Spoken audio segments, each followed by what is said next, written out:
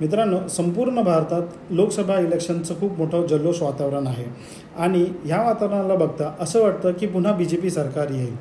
तर ह्या सरकारचं उद्दिष्ट काय की मॅन्युफॅक्चरिंग सेक्टर्सला बढावा देण्याचा, कारण GDP त्याच्यामुळे खूप वाढेल आपला.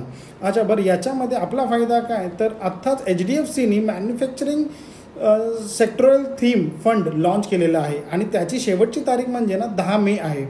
तर तुम्हाला हा फंड हवा असेल ना, तर तुम्ही मला DM करा, याची डिटेल्स तुम्हाला मी सेंड करेन. बरं, याच्यामध्ये विशिष्ट म्हणजे काय की याच्यामध्ये सर्व मॅन्युफॅक्चरिंग सेगमेंट, मॅन्युफॅक्चरिंग युनिट्सचे कंपनीज कन्सिडर केलेले आहेत. बेसिकली काय, हा सेक्टोरियल बेस्ड आहे फंड.